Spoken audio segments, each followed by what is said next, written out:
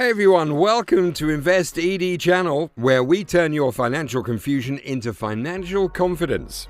Are you managing your money, or is it managing you? Today, we're going to change the game with a simple rule that can revolutionize your wallet and your life. But that's not all. We're diving into more than just numbers. We're unlocking the secrets to financial freedom. Imagine living a life where money stresses are a thing of the past, where you can enjoy the pleasures of today while securing your future. Sounds good? Then you're in the right place. Whether you're saving for your dream vacation, trying to cut down your shopping sprees, or planning for retirement, I've got proven strategies that will pave the way to your financial success. In just a few minutes, I'm going to show you how the 50-30-20 rule can make managing your money as easy as pie, literally. Plus, we'll explore essential tips on everything from boosting your credit score to smart shopping and beyond. And I promise, by the end of this video, you'll not only have a clearer picture of where your money's going, but also how to take control and make it work for you. So grab a notebook, get comfortable, and let's kickstart your journey to financial clarity and freedom. Oh, and don't forget, please hit the like button and subscribe if you're ready to transform your financial life starting today. Ready? Let's dive in. We're focusing on personal finance using the 50-30-20 rule. Let's draw it out to make it clear. Picture a pie chart. Half of this pie, that's 50%, is for the things you absolutely need. This is really important for setting up a budget and understanding where your money is going. So 50% of your money is for needs. Next, 30% of our pie is for things you want. And the last 20% is for saving money or paying off any debts you might have.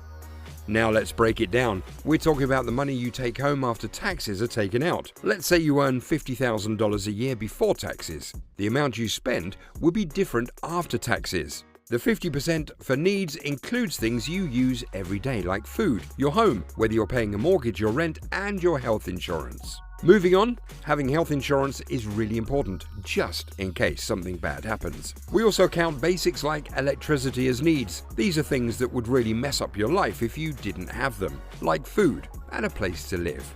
Now let's talk about wants. This is where it gets tricky because a lot of times people mix up wants with needs. Wants are things you could live without, even though they make life more fun or convenient. For instance, you might think about giving up Netflix, holding off on buying a new grill, or not getting new clothes right away. Ask yourself, do you need to shop for new clothes right now? Will something terrible happen if you don't get those new shoes? Probably not, even if my wife might think otherwise. This part of managing your money helps you see the difference between what you absolutely need and what you can wait to buy. Let's keep this conversation going and dive deeper into how you can manage each category effectively to take control of your finances. Going out to eat is another big example. Many of us have such full schedules that grabbing food from outside feels easier than making it at home. And let's talk about hobbies. Everyone should enjoy a hobby. It's one of the best joys of life, whether it's gardening, flying drones, or editing videos. These things fall under wants because even though they add a lot of fun to your life, they aren't things you need to survive. Want is something that, even though it's not necessary, really makes your life easier.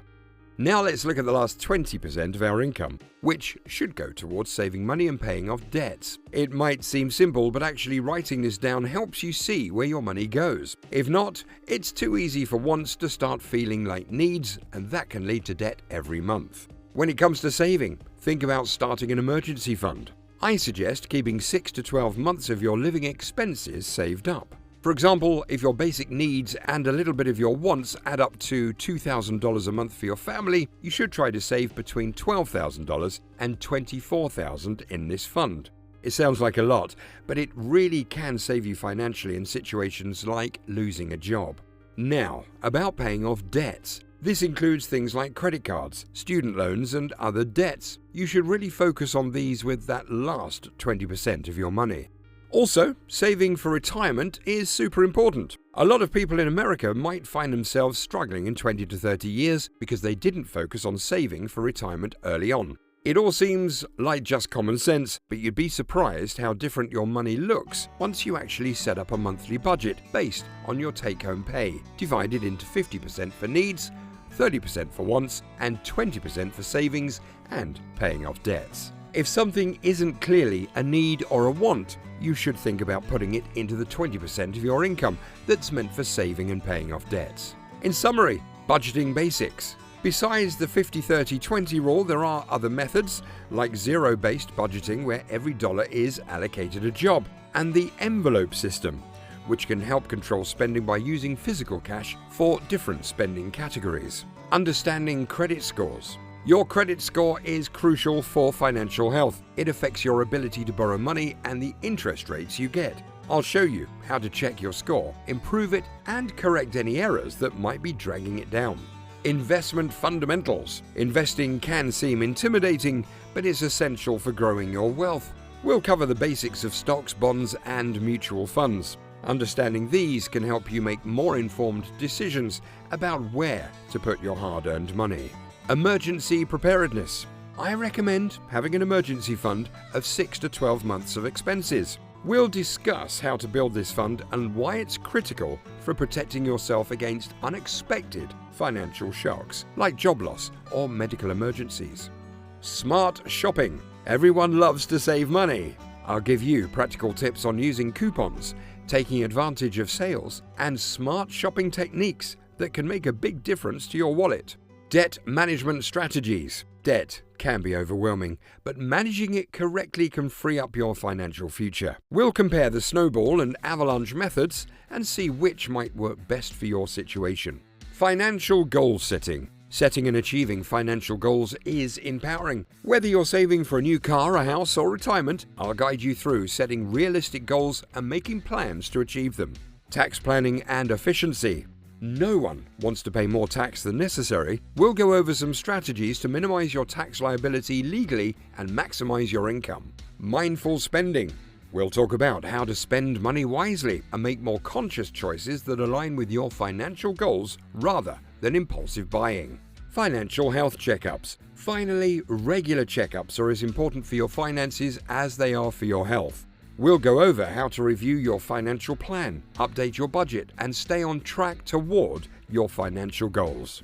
I have a little homework for you. Yes, a quick but powerful exercise. I want each of you to take a moment today to write down your own 50-30-20 plan based on your current income. Break down what your needs, wants, and savings or debts could look like. Then pin this plan somewhere you can see it every day. This simple act can make your financial goals much more real and attainable. Also, I'd love to hear from you in the comments. What's one financial goal you're working towards this month? Whether it's cutting back on eating out, saving a specific amount, or paying down a debt, let's share and support each other in our journeys. Remember, you're not alone in this. We're all trying to make better financial decisions. And if you're feeling stuck or need more tips, don't hesitate to ask. Drop your questions in the comments or suggest topics you want covered in future videos. Your feedback drives our content, and helping you is what we're here for. If you found this video helpful, please like, share, and subscribe. It helps us reach more people and create content that empowers everyone to master their money. Stay tuned for more videos, and remember, every small step you take is progress towards a more financially secure future. Here's to your investing success. Profitable investing.